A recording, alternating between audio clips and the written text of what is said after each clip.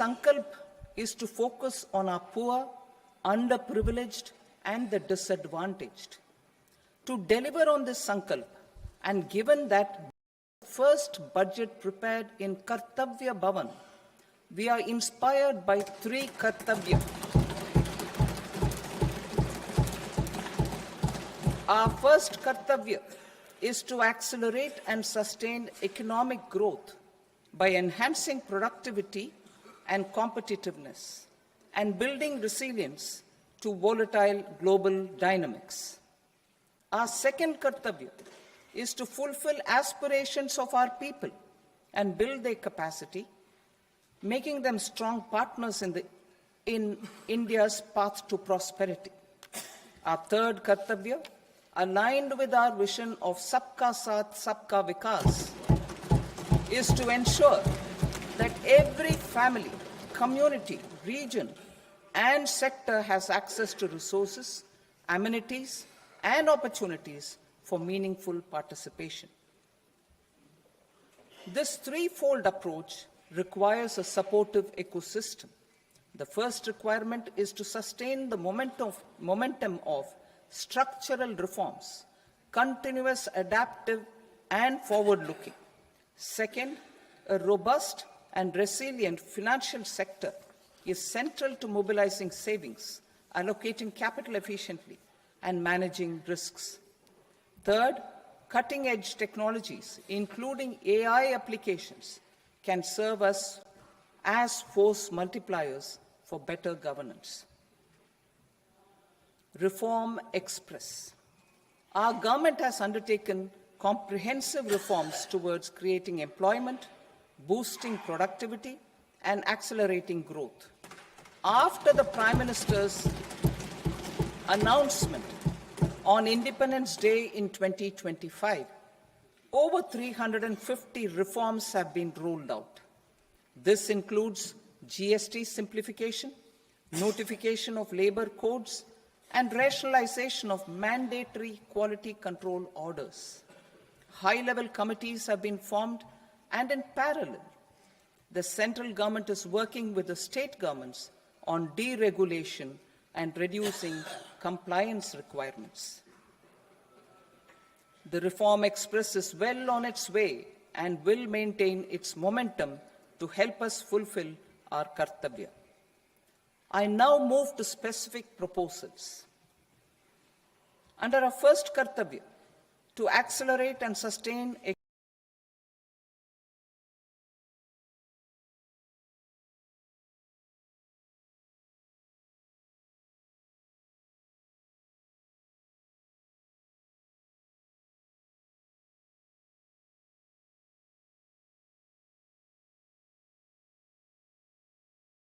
sankalp is to focus on our poor, underprivileged, and the disadvantaged. To deliver on this sankalp, and given that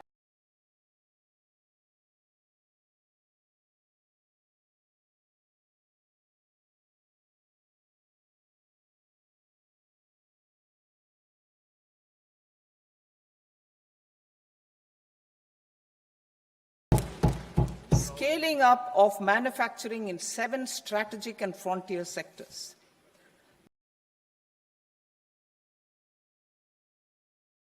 Biopharma Shakti, meaning biopharma strategy for health advancement through knowledge, technology, and innovation.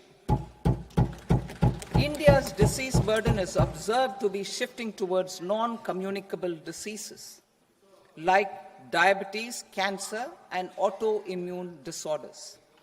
Biologic medicines are key to longevity and quality of life at affordable costs. To develop India as a global biopharma manufacturing hub,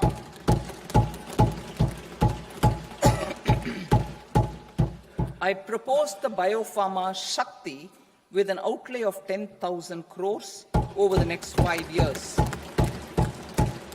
This will build the ecosystem for domestic production of bio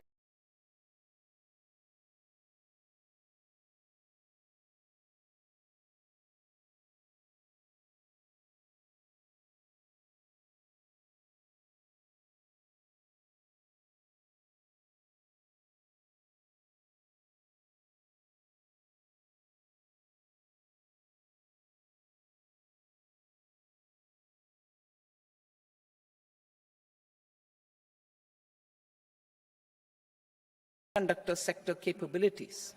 Building on this, we will launch ISM 2.0 to produce equipment and materials, design full-stack Indian IP, and fortify supply chains. We will also focus on industry-led research and training centers to develop technology and skilled workforce. The Electronics Components Manufacturing Scheme, launched in April 2025 with an outlay of 22,919 crores, already has investment commitments at double the targets. We propose to increase the outlay to 40,000 crores to capitalize on this momentum.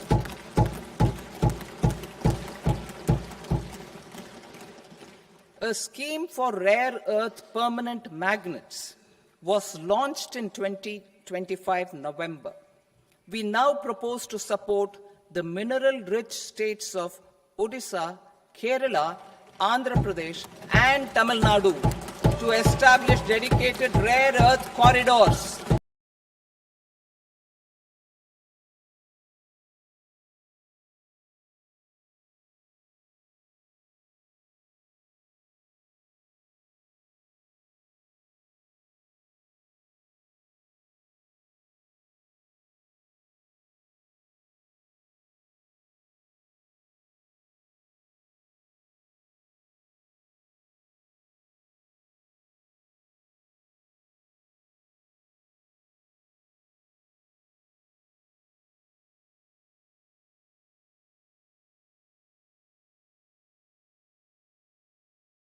Semiconductor sector capabilities. Building on this, we will launch ISM 2.0 to produce equipment and materials, design full-stack Indian IP, and fortify supply chains. We will also focus on industry-led research and training centers to develop technology and skilled workforce. The Electronics Components Manufacturing Scheme, launched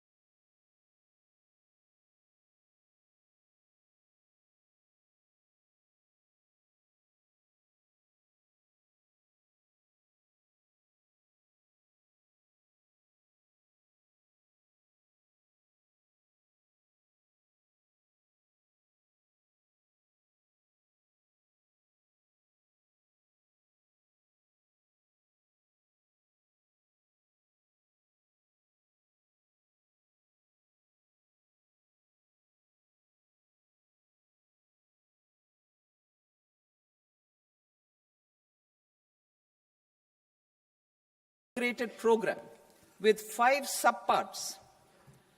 1.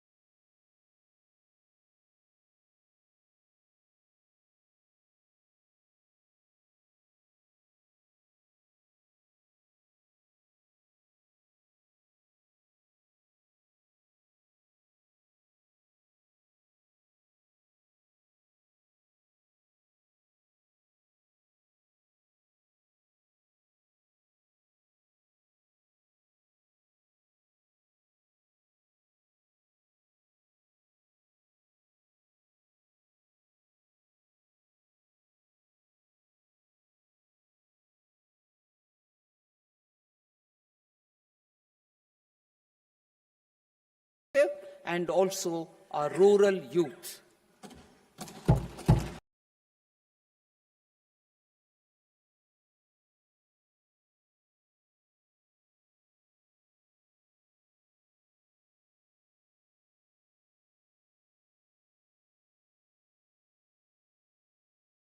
And also our rural youth.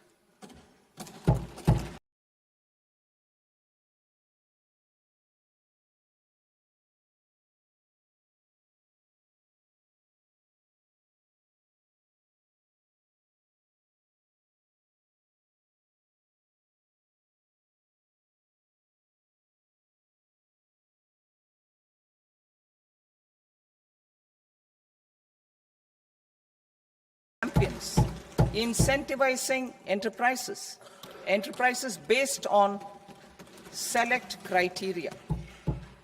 I also propose to top up the Self-Reliant India Fund set up in 2021 with 2,000 crores to continue support to micro enterprises and maintain their access to risk capital. Liquidity support. With TREDS, more than 7 lakh crore has been made available to MSMEs. To leverage its full potential, I propose 4 measures. 1, mandate TREDS as the transaction settlement platform for all purchases from MSMEs by CPSEs, serving as a benchmark for other corporates. 2, introduce a credit guarantee support mechanism through CGTMSE for invoice discounting on TREDS platform. 3, link GEM with TREDS for sharing information with financiers about government purchases from MSMEs, encouraging cheaper and quicker financing. 4, introduce TREDS receivables as asset-backed securities, helping develop a secondary market, enhancing liquidity and settlement of transactions. Professional support. Government will facilitate professional institutions such as the ICAI, ICSI, ICMAI to design short-term modular courses and practical tools to develop a cadre of corporate mitras, especially in Tier 2 and Tier 3 towns. These accredited para-professionals will help MSMEs meet compliance requirements at affordable costs. Infrastructure. During this past decade, our government has undertaken several initiatives for large-scale enhancement of public infrastructure, including through new financing instruments such as Infrastructure Investment Trust (InvITs) and Real Estate Investment Trust (REITs), and institutions like NIIF and NABFID. We shall continue to focus on developing infrastructure in cities with over 5 lakh population, that is Tier 2, Tier 3 cities, which have expanded to become growth centers. Public capital expenditure has increased manifold from 2 lakh crore in 2014-15 to an allocation of 11.2 lakh crore in BE 25-26. In this coming year, that is financial year 2026-27, I propose to increase it to 12.2 lakh crores to continue the momentum. To strengthen the confidence of private developers regarding risks during infrastructure development and construction phase, I propose to set up an infrastructure risk guarantee fund to provide prudentially calibrated partial credit guarantee to lenders. Over the years, REITs have emerged as a successful instrument for asset monetization. I propose to accelerate recycling of significant real estate assets of the CPSEs through the setting up of dedicated REITs. To promote environmentally sustainable movement of cargo, I propose to 1. Establish new dedicated freight corridors connecting Dankuni in the east to Surat in the west. Operationalize 20 new national waterways over the next 5 years, starting with National Waterways 5 in Orissa to connect mineral-rich areas of Talcher and Angul and industrial centers like Kalinga Nagar to the ports of Paradeep and Dhamra. Training institutes will be set up as regional centers of excellence for development of required manpower for these waterways. This will benefit youth in the entire stretch of the waterways to train and acquire skills. Further, a ship repair ecosystem catering to inland waterways will also be set up at Varanasi and Patna. And C, launch a coastal cargo promotion scheme for incentivizing a modal shift from rail to road to increase the share of inland waterways and coastal shipping from 6% to 12% by 2047. To enhance last mile and remote connectivity and promote tourism, I propose to give incentives to indigenize manufacturing of seaplanes. A seaplane VGF scheme will be also introduced to provide support for operations. Carbon capture, utilization, and storage. Aligning with the roadmap launched in December 2025, the carbon capture,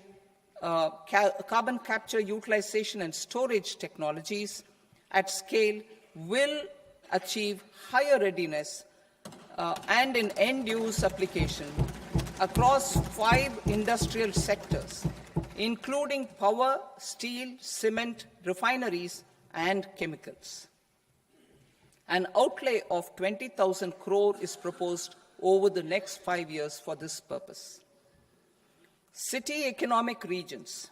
Cities are India's engines of growth, innovation, and opportunities. We shall now focus on Tier 2, Tier 3 cities, and even temple towns, which need modern infrastructure and basic amenities. This budget aims to further amplify the potential of cities to deliver the economic power of agglomerations by mapping city economic regions based on their specific growth drivers. An allocation of 5,000 crore per CER over 5 years is proposed for implementing their plans through a challenge mode with a reform-cum-result-based financing mechanism. In order to promote environmentally sustainable passenger systems, we will develop 7 high-speed rail corridors between cities as growth connectors, namely Mumbai to Pune, Pune to Hyderabad, Hyderabad to Bengaluru, Hyderabad to Chennai, Chennai to Bengaluru, Delhi to Varanasi, Varanasi to Siliguri.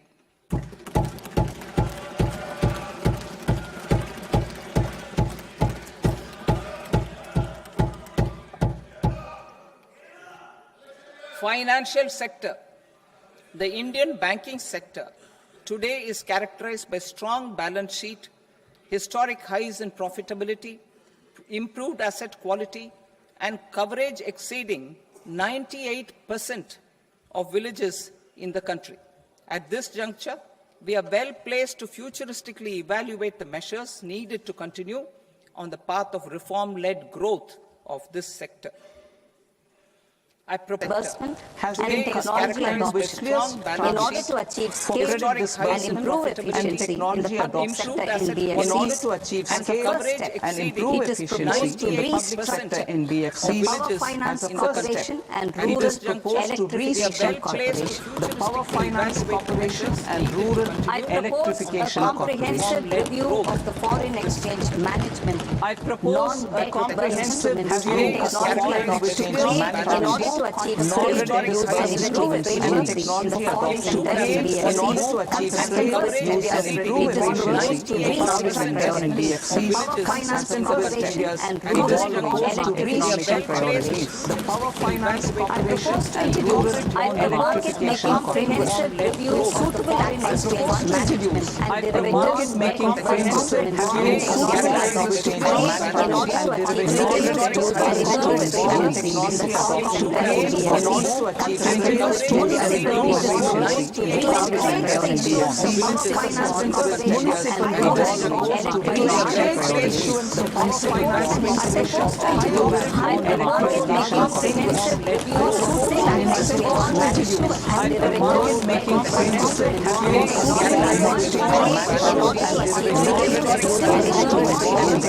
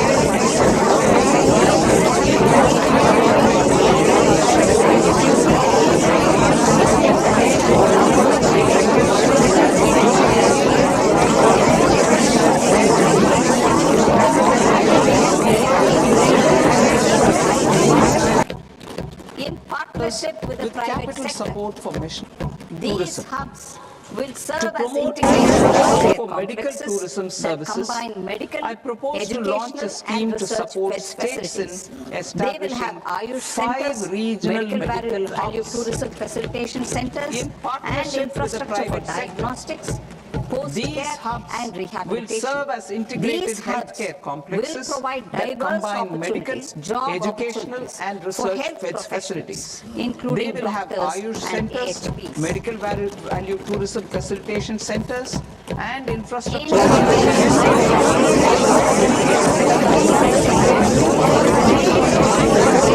Global recognition when Honorable These Prime hubs Minister took it will to the provide UN. diverse opportunities, Post-COVID, job opportunities for health Ayurveda gained a professionals, similar including global doctors and acceptance and AHPs. recognition.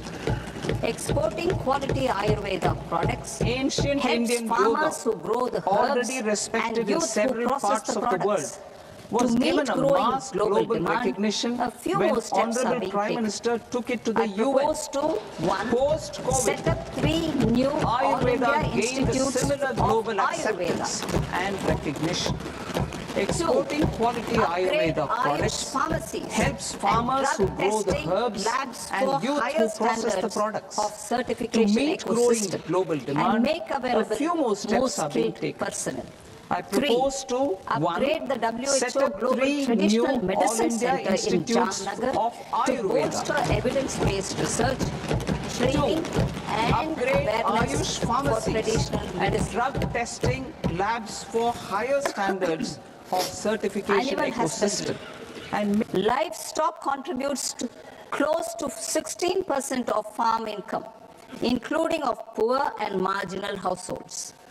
To scale up availability of veterinary professionals by more than 20,000, I propose to roll out a loan-linked capital subsidy support जिसमें गरीब और सीमांत परिवार भी शामिल है। पशु चिकित्सा पेशेवरों की संख्या को 20,000 से अधिक करके उनकी उपलब्धता को बढ़ाने के लिए मैं निजी क्षेत्र में पशु रोग विशेषज्ञ और पैरा पशु शल्य महाविद्यालय, पशु अस्पताल, नैदानिक प्रयोगशालाओं और प्रजनन सुविधाओं की स्थापना के लिए एक ऋण संबद्ध पूंजी सब्सिडी सहायता योजना शुरू करने का प्रस्ताव करती हूँ। भारतीय और विदेशी संस्थाओं के बीच सहयोग को भी सुविधाजनक बनाया जाएगा। ऑरेंज अर्थव्यवस्था, भारत का animation, visual effects, gaming, comics, AVGC क्षेत्र एक बढ़ता हुआ उद्योग है जिसमें वर्ष 2030 तक 2 मिलियन पेशेवरों की आवश्यकता होगी। मैं Indian institute of creative technology Mumbai को 15,000 माध्यमिक विद्यालयों और 500 महाविद्यालयों में कंटेंट क्रिएटर लैब स्थापित करने में सहायता प्रदान करने का प्रस्ताव करती हूँ। Your manager knows AI tools, your vice president knows AI tools, your CEO knows AI tools, and you don't. Then do the math and guess whose tools. Your CEO knows AI tools, and you don't. Then do the math and चुनौती मार्ग के माध्यम से एक नए राष्ट्रीय design संस्थान की स्थापना का and you don't. Then do the math and चुनौती मार्ग के माध्यम से एक नए राष्ट्रीय डिजाइन संस्थान की स्थापना का and you don't.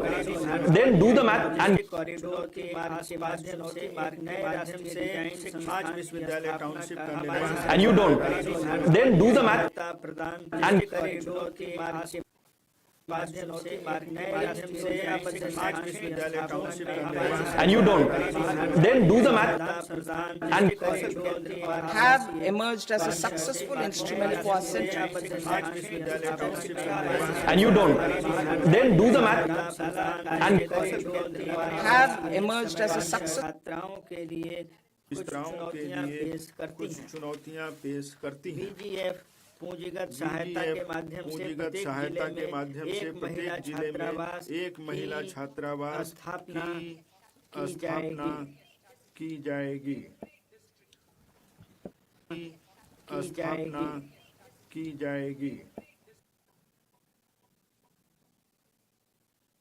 महिला छात्रावास स्थापना गहन अनुभव के माध्यम से खगोल भौतिकी और खगोल विज्ञान को बढ़ावा देने के लिए 4 टेलीस्कोप की अवस्थापना जाएगी। सुविधाओं, national large solar telescope, national large optical infrared महिला छात्रावास को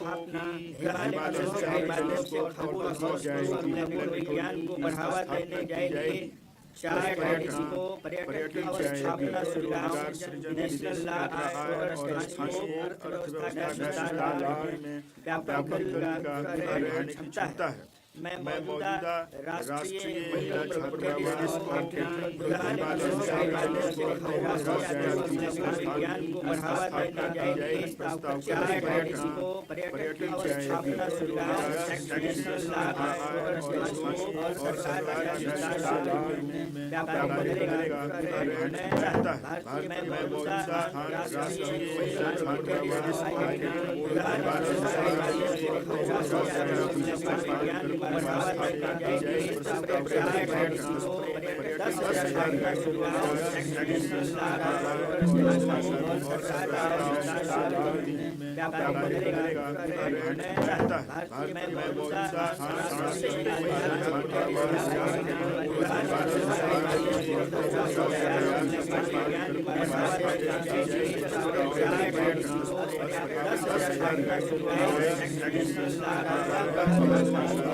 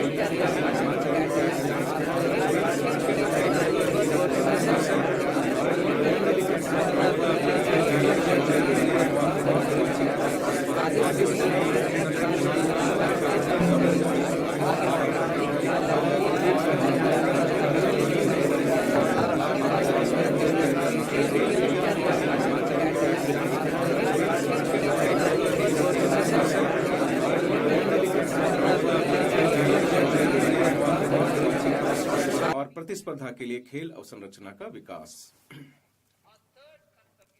हमारा तीसरा कर्तव्य विकसित भारत के लिए सबका साथ सबका विकास के हमारे विजन के अनुरूप है।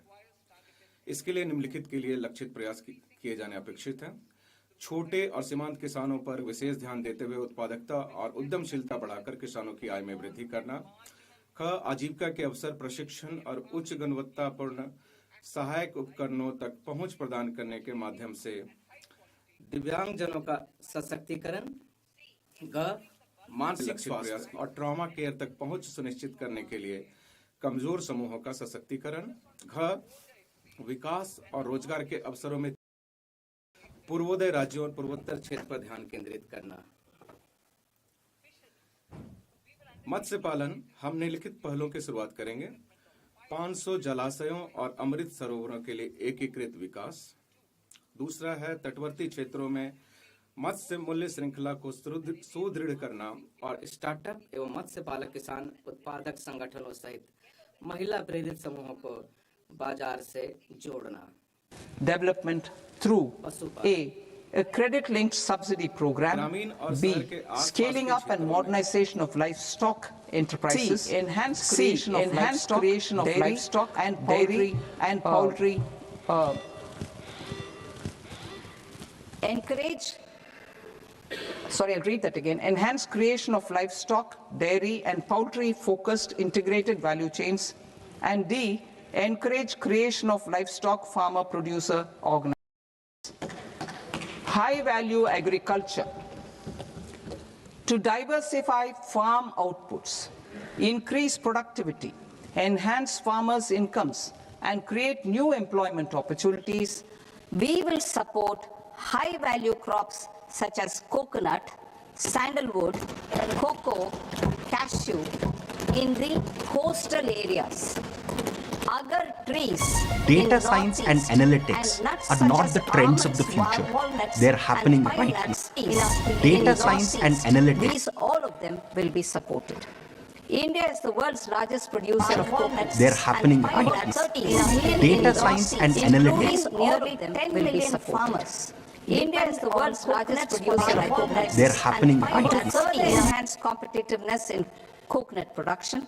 I propose the world's largest producer of coconuts. They're happening right now. Further enhance competitiveness in the coconut through production. various I propose interventions. the world's largest producer of coconuts. They're happening right now. Further enhance competitive and non-productive trees with new saplings or plants or varieties. They're happening right now. States.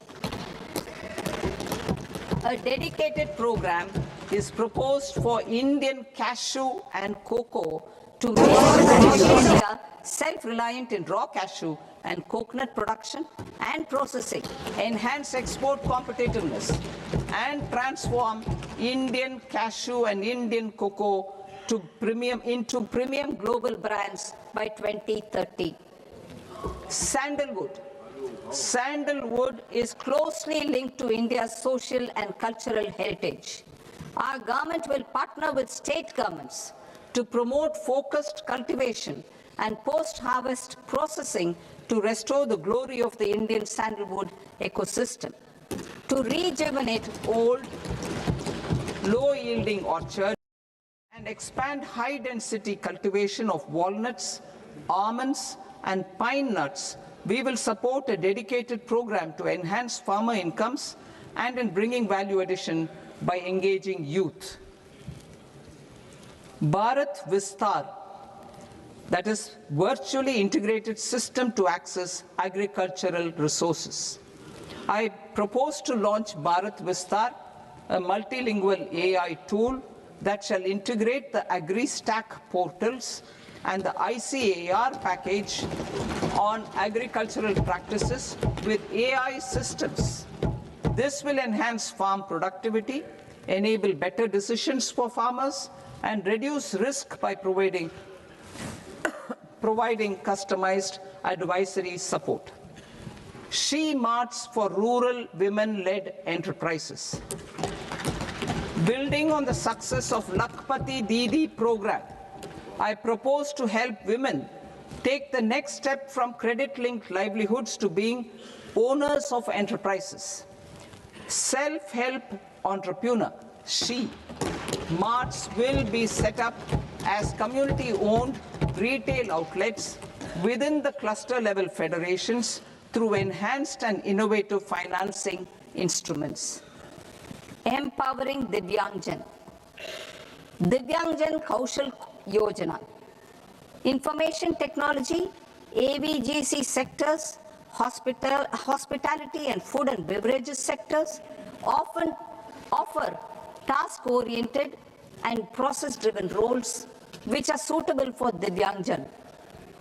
We will ensure dignified livelihood opportunities through industry-relevant and customized training specific to each Divyangjan group. Divyang Sahara Yojana. Timely access to high-quality assistive devices for all eligible Divyangjan is a fundamental need. I propose to 1. Support the Artificial Limbs Manufacturing Corporation of India, Alimco, to set up and to scale up production of assistive devices. Invest in R&D and AI integration.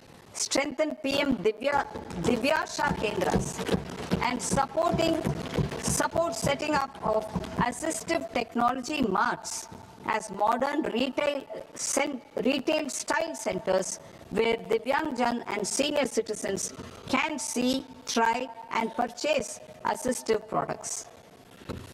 Reaffirming our commitment to mental health and trauma care. There are no national institutes for mental health care in North India. We will therefore set up a NIMHANS 2 and also upgrade national mental health institutes in Ranchi and in Tezpur as regional apex institutions. Emergencies expose families, particularly the poor and vulnerable, to unexpected expenditure. We will strengthen and increase these capacities by 50% in district hospitals by establishing emergency and trauma care centers. Focus on Purvodaya states and northeastern regions. Purvodaya. I propose the development of an integrated East Coast industrial corridor with a well-connected node at Durgapur, creation of 5 tourism destinations in 5 Purvodaya states, and the provision of 4,000 e-buses. Buddhist sites in northeastern region. The northeastern region is a civilizational confluence of Theravada and Mahayana or Vajrayana traditions. I propose to launch a scheme for development of Buddhist circuits in Arunachal Pradesh, Sikkim, Assam, Manipur, Mizoram, and Tripura. The scheme will cover preservation of temples and monasteries, pilgrimage interpretation centers, connectivity, and pilgrim amenities. 16th Finance Commission. On 17th November 2025, the 16th Finance Commission submitted its report to the President. As mandated under Article 281 of the Constitution, the government is to lay the report along with the explanatory memorandum on the action taken report on the recommendations of the Commission in Parliament, which, Sir, Honourable Speaker, you've allowed me to do at the commencement of this session. The government has accepted the recommendation of the Commission to retain the vertical share of devolution at 41%. As recommended by the Commission, I have provided 1.4 lakh crores of rupees to the states for the year 2026-2027 as Finance Commission grants. These include rural and urban local body and disaster management grants. Fiscal consolidation. Government has been delivering on our fiscal commitments consistently without compromising on social needs. To strive towards accepted standards of fiscal management in Budget 25-26, I had indicated that the central government would target reaching a debt-to-GDP ratio of 50 plus or minus 1% by 2030-31. In line with this, The debt to GDP ratio is estimated to be 55.6% of GDP in BE 26-27, compared to 56.1% of GDP in RE 25-26. A declining debt to GDP ratio will gradually free up resources for priority sector lending and expenditure by reducing the outgo on interest payments. One of the main operational instruments for debt targeting is the fiscal deficit.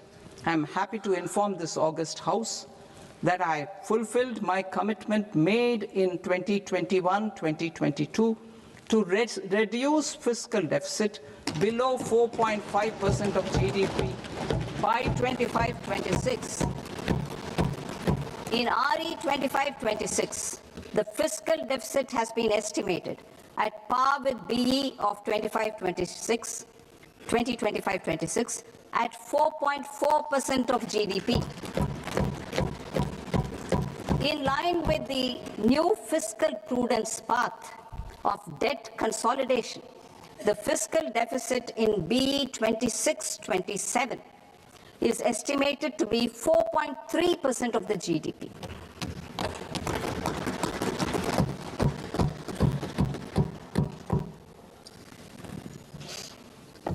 The revised estimates of the non-debt receipts are 34 lakh crore rupees, of which the centre's net tax receipts are 26.7 lakh crore. The revised estimate of the total expenditure is 49.6 lakh crore rupees, of which the capital expenditure is about 11 lakh crores. Budget estimates 2026 to 2027. Coming to 26-27, the non-debt receipts and the total expenditure are estimated as 36.5 lakh crore and 53.5 lakh crore respectively. The centre's net tax receipts are estimated at 28.7 lakh crore rupees. To finance the fiscal deficit, the net market borrowings from dated securities are estimated at 11.7 lakh crore rupees. The balance financing is expected to come from small savings and other sources. The gross market borrowings are estimated at 17.2 lakh crore rupees. I'll now move to Part B. Part B, direct taxes.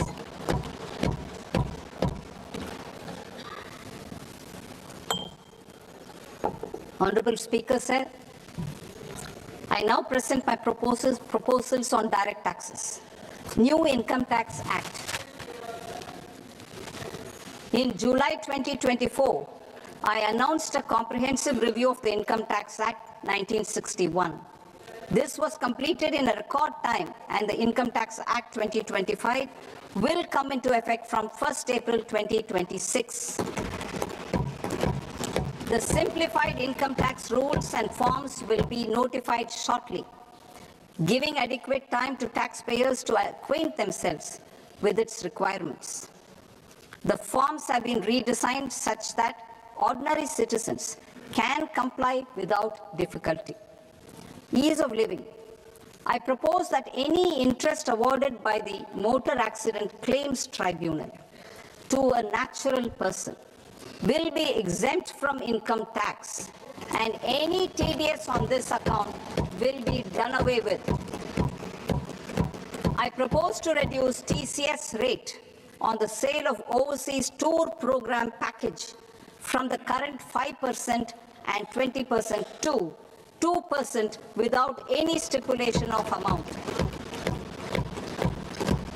I propose to reduce TCS rate for pursuing education and for medical purposes under the Liberalized Remittance Scheme, popularly known as LRS, from 5% to 2%. Supply of manpower services is proposed to be specifically brought within the ambit of payment to contractors for the purpose of TDS to avoid ambiguity. Thus, TDS on these services will be at the rate of either 1% or 2% only. I propose a scheme for small taxpayers, wherein a rule-based automated process will enable obtaining a lower or nil deduction certificate instead of filing an application with the assessing officer. For the ease of taxpayer holding securities in multiple companies, I propose to enable depositories to accept Form 15G or Form 15H from the investor and provide it directly to various relevant companies. I propose to extend time available for revising returns from 31st December to up to 31st March with the payment of a nominal fee. I also propose to stagger the timeline for filing of tax returns. Individuals with ITR 1 and ITR 2 returns will continue to file till 31st July, and non-audit business cases or trusts are proposed to be allowed time till 31st August.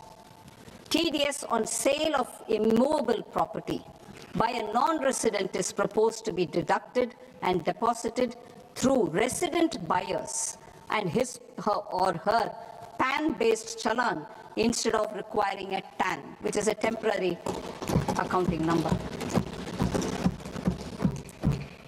To address practical issues of small taxpayers like students, young professionals, tech employees, relocated NRIs, and such others, I propose to introduce a one-time 6-month foreign asset disclosure scheme for these taxpayers to disclose income or assets below a certain size. This scheme would be applicable for two categories of taxpayers, namely A, who did not disclose their overseas income or assets, and B, who disclosed their overseas income and or paid due tax but could not declare the asset acquired. For category A, the limit of undisclosed income or asset is proposed to be up to 1 crore rupees. They need to pay 30% of fair market value of asset or 30% of undisclosed income as tax and 30% as additional income tax in lieu of penalty, and would thereby get immunity from prosecution.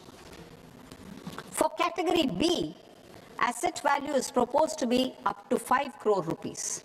Here, immunity from both penalty and prosecution will be available with a payment of fee of 1 lakh rupees. Rationalizing penalty and prosecution. Multiplicity of proceedings are hindrance to the ease of doing business. I propose to integrate assessment and penalty proceedings by way of a common order for both. There will be no interest liability on the taxpayer on the penalty amount for the period of appeal before the first appellate authority, irrespective of the outcome of appeal process. Further, quantum of prepayment is being reduced from 20% to 10% and will continue to be calculated only on core tax demand. As an additional measure for reducing litigation, I propose to allow taxpayers to update their returns even after reassessment proceedings have been initiated, and an additional 10% tax rate over and above the rate applicable for the relevant year. The assessing officer will then use only this updated return in his proceedings. There is already a framework for immunity from penalty and prosecution in the cases of underreporting. I propose to apply this framework for immunity to misreporting too. However, in such a case, the taxpayer will need to pay 100% of the tax amount as an additional income tax over and above the tax and interest due. Penalties for certain technical defaults, such as failure to get accounts audited, non-furnishing of transfer pricing audit report, and default in furnishing statement for financial transactions are proposed to be converted into fee.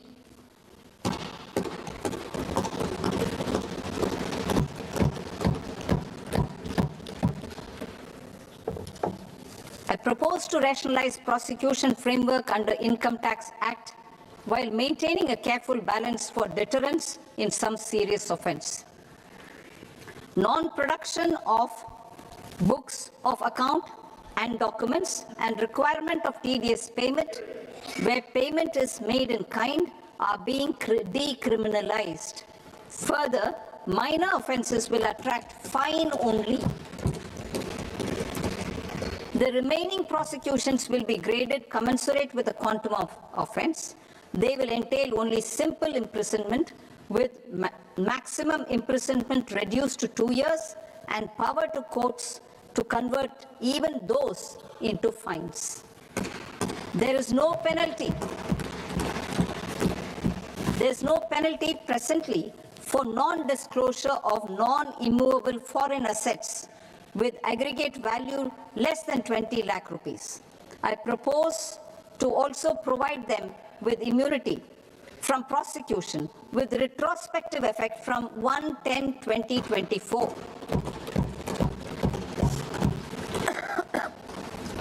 Cooperatives.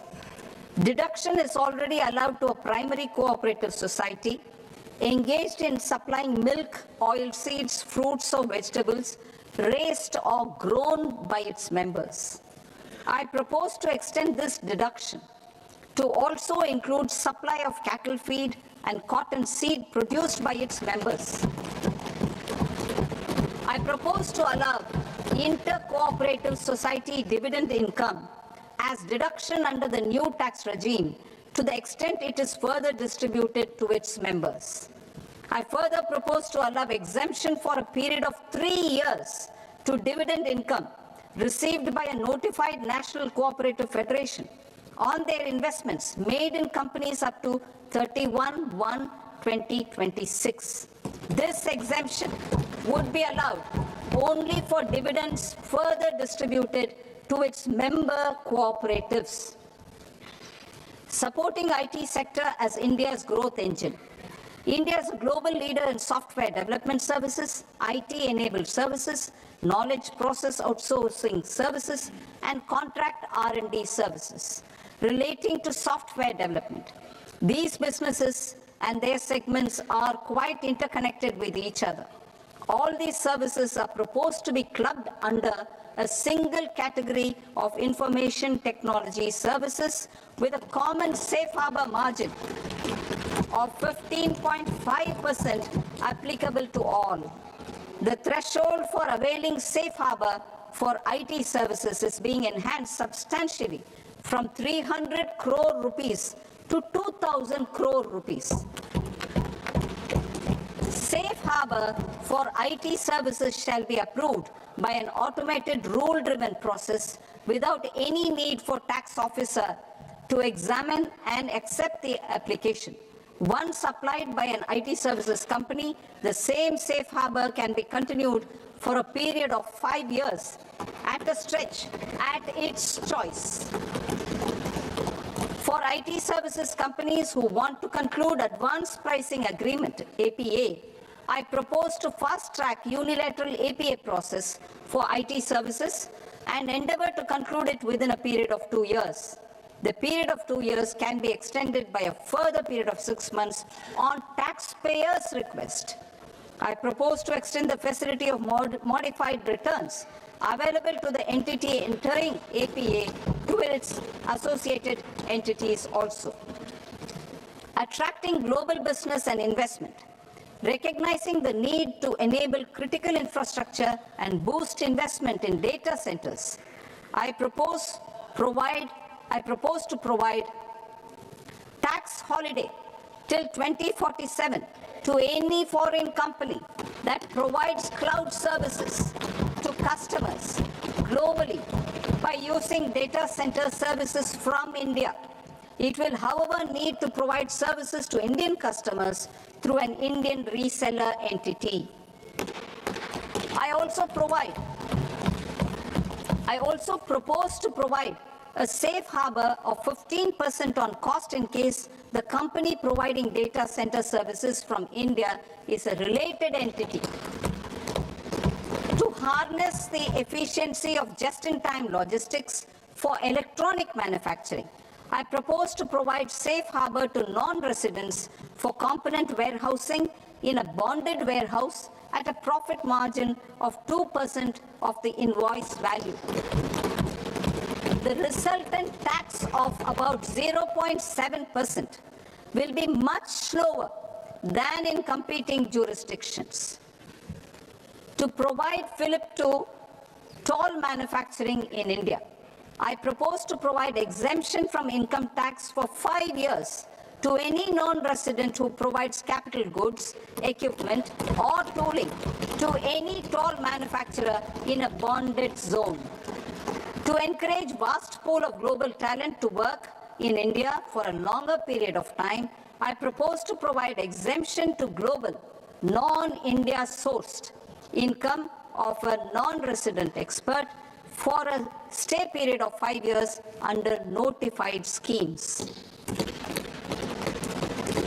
I propose to provide exemption from minimum alternate tax, the MAT, to all non-residents who pay tax on presumptive basis. Tax administration. I propose to constitute a joint committee of Ministry of Corporate Affairs and Central Board of Direct Taxes for incorporating the requirements of income computation and disclosure standards, the ICDS, in the Indian Accounting Standards, Ind AS itself. Separate accounting requirement based on ICDS will be done away with from the tax year 27-28. To support Prime Minister Modi's vision of homegrown accounting and advisory firms to become global leaders, I propose to rationalize the definition of accountant for the purposes of safe harbor rules. Other tax proposals. Change in taxation of buyback was brought in to address the improper use of buyback route by promoters.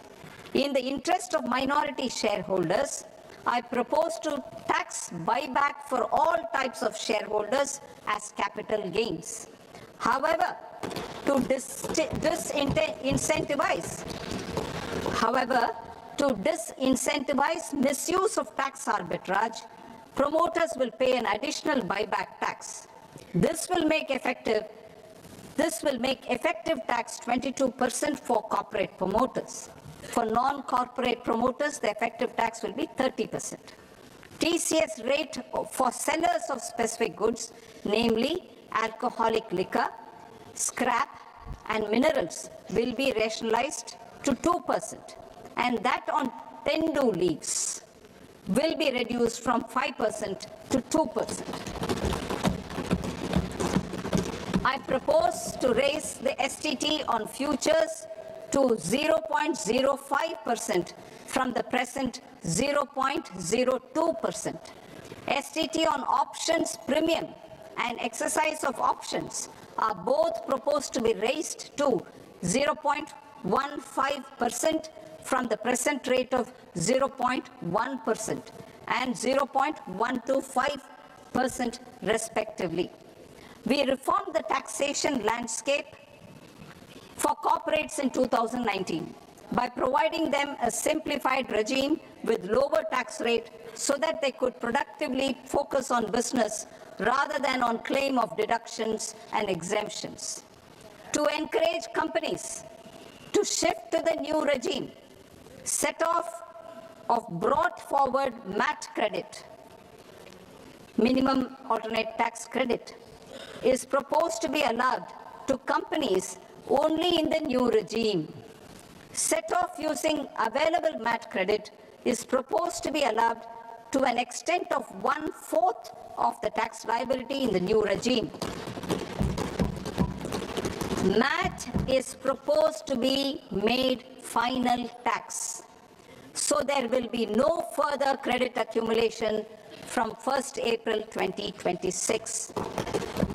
In line with this change, the rate of final tax is being reduced to 14% from the current MAT rate of 15%. The brought forward MAT credit of taxpayers accumulated till 30th March 2026 will continue to be available to them for set-off as above. Indirect taxes. I shall now take up proposals related to indirect taxes. My proposals for customs and central excise aim to further simplify the tariff structure, support domestic manufacturing, promote export competitiveness, and correct inversion in duty. To continue weeding out long-continuing customs duty exemptions, I propose to remove certain exemptions on items which are being manufactured in India or where the imports are negligible. Similarly, to further simplify the process of ascertaining the rate of duty applicable on a particular item, I propose to incorporate certain effective rates in various customs notifications to the tariff schedule itself. I shall now take up sector-specific proposals. Promotion of exports of marine, leather, and textile products. I propose to increase the limit for duty-free imports of specified inputs used for processing seafoods for export from the current 1% to 3% of FOB value of the previous year's export turnover. I also propose to allow duty-free imports of specified inputs, which is currently available for exports of leather or synthetic footwear, to exports of shoe uppers as well. I propose to extend the time period for export of final product from the existing 6 months to 1 year for exporters of leather or textile garments, leather or synthetic footwear, and other leather products. Energy transition and security.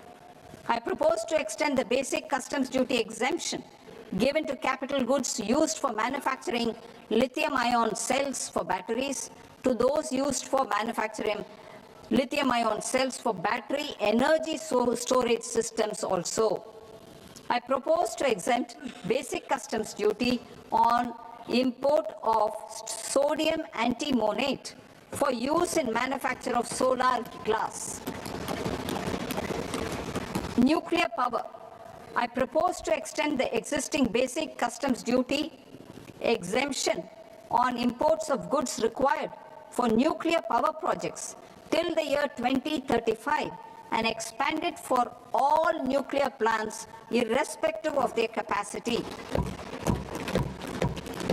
Critical minerals. It is proposed to provide basic customs duty exemption to the import of capital goods required for the processing of critical minerals in India. Biogas blended CNG. I propose to exclude the entire value of biogas while calculating the central excise duty payable on biogas blended CNG. Civil and defense aviation. I propose to exempt basic customs duty on components and parts required for the manufacture of civilian training and other aircrafts. It is proposed to exempt basic customs duty on raw materials imported for the manufacture of parts of aircraft to be used in maintenance, repair, or overall requirements by units in the defense sector. Electronics. To deepen value addition in the consumer electronics sector, I propose to exempt basic customs duty on specified parts used in the manufacture of microwave ovens. Special economic zone. To address the concerns arising about utilization of capacity by manufacturing units in the special economic zones due to global trade disruptions, I propose as a special one-time measure to facilitate sales by eligible manufacturing units in SEZs to the domestic tariff area at concessional rates of duty. The quantity of such sales will be limited to a prescribed proportion of their exports. Necessary regulatory changes will be undertaken to operationalize the measures while ensuring level playing field for the units working in the DTA. Ease of living. To rationalize the customs duty structure for goods imported for personal use, I propose to reduce the tariff rate on all dutiable goods imported for personal use from 20% to 10%. To provide relief to patients, particularly those suffering from cancer, I propose to exempt basic customs duty on 17 drugs or medicines. I propose also to add 7 more rare diseases for the purposes of exempting import duties on personal imports of drugs, medicines, and food for special medical purposes used in their treatment. Customs process. India's role and share in the global trade is poised for a major leap in line with our ambition and journey towards Vikasit Bharat. In this regard, I propose many measures for custom processes to have minimal intervention for smoother and faster movement of goods and greater certainty to the trade. Trust-based systems. I propose to enhance duty deferral period for Tier 2 and Tier 3 authorized economic operators, known as AEOs, from 15 days to 30 days. I propose to provide eligible manufacturer importers the same duty deferral facility. This should encourage them to get themselves accredited as a full-fledged Tier 3 AEO in due course. To provide greater certainty and for better business planning, I propose to extend validity period of advanced ruling binding on customs from the present 3 years to 5 years. In the spirit of the whole of government approach,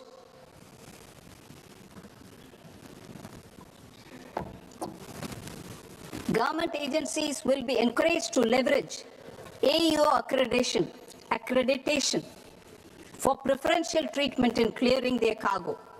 Regular importers with trusted, long-standing supply chains will be recognized in the risk system so that the need for verification of their cargo every time can be minimized. Export cargo using electronic sealing. Export cargo using electronic sealing will be provided through clearance from the factory premises to the ship. For import of goods not needing any compliance, filing of bill of entry by a trusted importer and arrival of goods will automatically notify customs for completing their clearance formalities. This will enable goods to be released immediately on arrival. The customs warehouse framework will be transformed into a warehouse operator-centric system with a self-declarations, electronic tracking, and risk-based audit. These reforms will move away from the current system of officer-dependent approvals and reduce transaction delays and compliance costs. Ease of doing business. Approvals required for cargo clearance from various government agencies will be seamlessly processed through a single and interconnected digital window by the end of the financial year. Processes involved in clearance of food, drugs, plant, and animal and wildlife products, accounting for about 70% of interdicted cargo, will be operationalized on this system by April 2026 itself. For goods not having any compliance requirement, clearance will be done by customs immediately after online registration is completed by the importer, subject to the payment of duty. Customs integrated system will be rolled out in 2 years as a single integrated and scalable platform for all customs processes.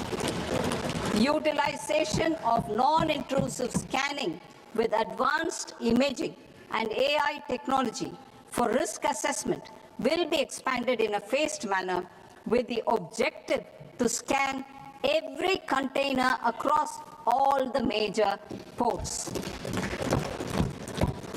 New export opportunities to support Indian fishermen to fully harness the economic value of marine resources beyond our territorial waters. The following measures will be taken. A. Fish catch by an Indian fishing vessel in exclusive economic zone or on the high seas will be made free of duty. Landing of such fish on foreign port will be treated as export of goods. Safeguards will be put in place to prevent misuse during fish catch, transit, or transshipment. To support aspirations of India's small businesses, artisans, and startups to access global markets through e-commerce, I am pleased to announce complete removal of the current value cap of 10 lakh rupees per consignment on courier exports. In addition, handling of rejected and returned consignments will be improved with effective use of technology for identifying such consignments. I propose to revise provisions governing baggage clearance during international travel to address genuine concerns of passengers.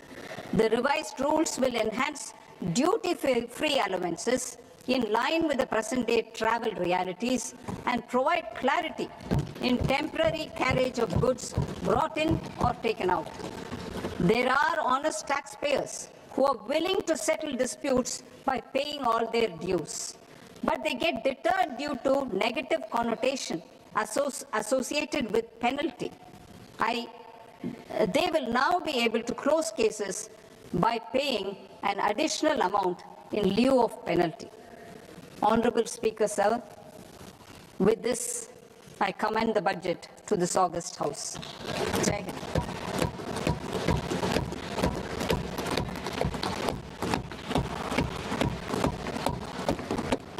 One and a half hours.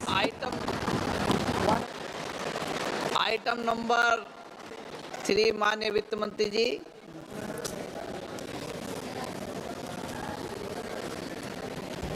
Item number 2, sir. 3 Sir, with your permission, I rise to lay on the table of the table the following statements under Section 3(1) of the Fiscal Responsibility and Budget Management Act of 2003. Medium-term fiscal policy cum fiscal policy strategy statement and macroeconomic framework statement. Item number 4 माननीय वित्त मंत्री जी। Sir, with your permission, I move for leave to introduce the Finance Bill 2026. प्रश्न ये कि विधेयक को पुनर्स्थापित करने की अनुमति प्रदान की जाए। जो सदस्य इस पक्ष में हाँ गए, जो सदस्य विरोध में ना गए, मेरे विचार में निर्णय हाँ वालों के पक्ष में हाँ वालों के पक्ष में अनुमति प्रदान की जाती है। माननीय मंत्री जी, अब विधेयक पुनर्स्थापित करें। Sir, I introduce the bill. माननीय सदस्यगण, आपको सूचित किया जाता है कि माननीय वित्त मंत्री जी के बजट भाषण की कॉपी पब्लिकेशन काउंटर पर ली जाती है। बजट भाषण और बजट से संबंधित दस्तावेज आपके मोबाइल फोन और मेंबर पोर्टल्स पर ही उपलब्ध है। सभा की कार्रवाई कल सोमवार दिनांक 2 फरवरी 2026 को प्राप्त 11 बजे तक के लिए स्थगित की जाती है।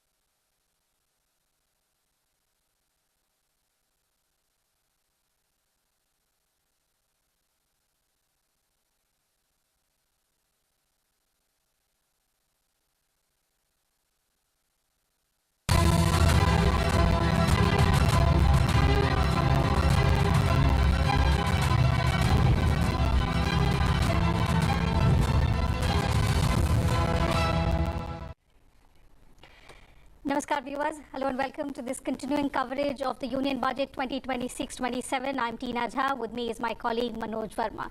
So you heard the Finance Minister Nirmala Sitharaman presenting the Union Budget 2026-27, also introducing the Finance Bill.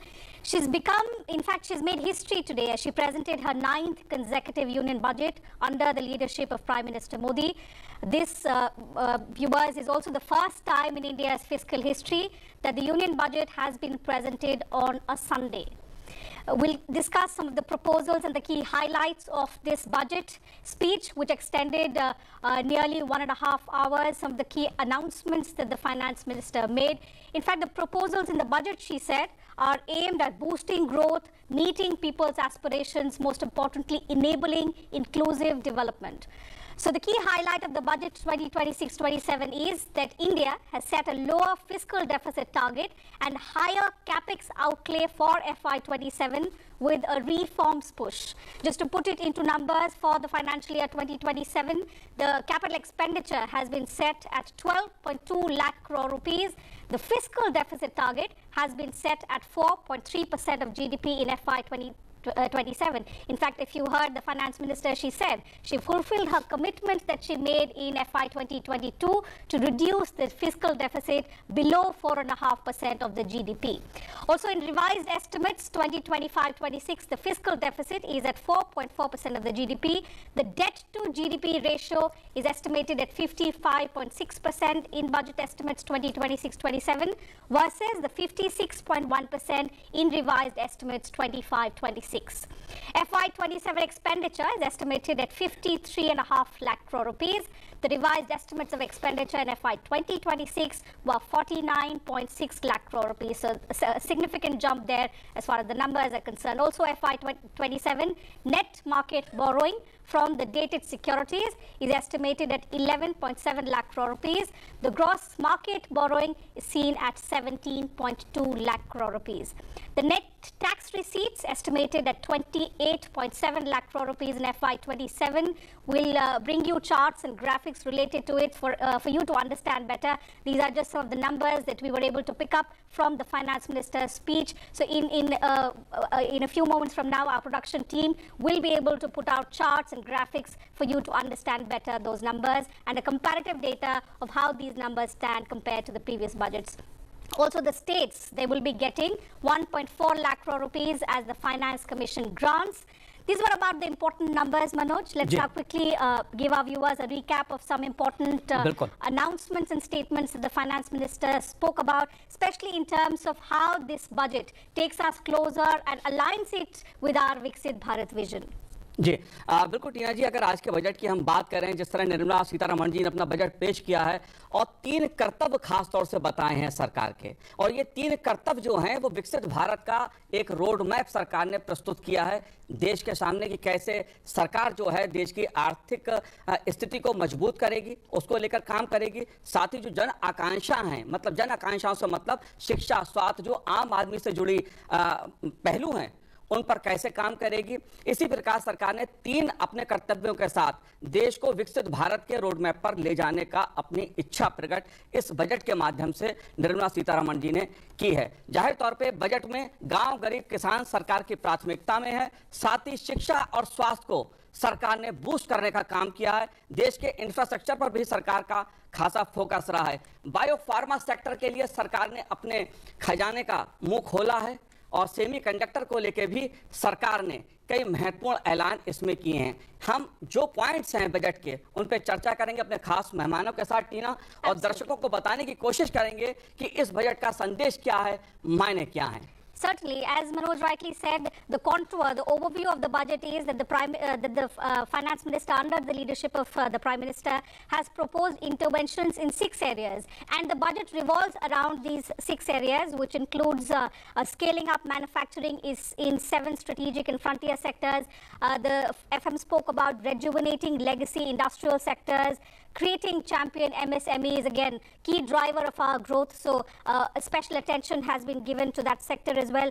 Also delivering a powerful push for infrastructure. So in addition to expanding some of the already existing schemes, there are several key announcements, new announcements that the finance minister has also made in this regard, ensuring long-term security and stability. And another key dimension that you will find in the budget is developing city economic regions. So we'll discuss with experts who are joining us in the studio. We'll also have industry leaders join us virtually to talk about what they think about the budget and most importantly how it aligns with our Viksit Bharat roadmap. Joining us are two guests in the studios. Let's begin the program by introducing them to you. Delighted to welcome Dr. Aman Agarwal, Director, Indian Institute of Finance, and Dr. Sabyasachi Saha, Associate Professor, RIS. Thank you, gentlemen, for joining us on the program. To begin with you, Professor Agarwal, how would you sum up the budget? Let's begin the program with that. No, I think the budget has laid down the path for a $5 trillion economy, and the Viksit Bharat program of the government of India in terms of introducing not only growth but also the growth which can be felt by the common man. I think almost all segments of the society have been touched upon. The capex has been kept almost consistent to bring in growth and the stability in the economy, and the fiscal prudence which this government has introduced for almost over a decade now is reaping fruits, as the Honorable Finance Minister also pointed out that her commitment has met ground.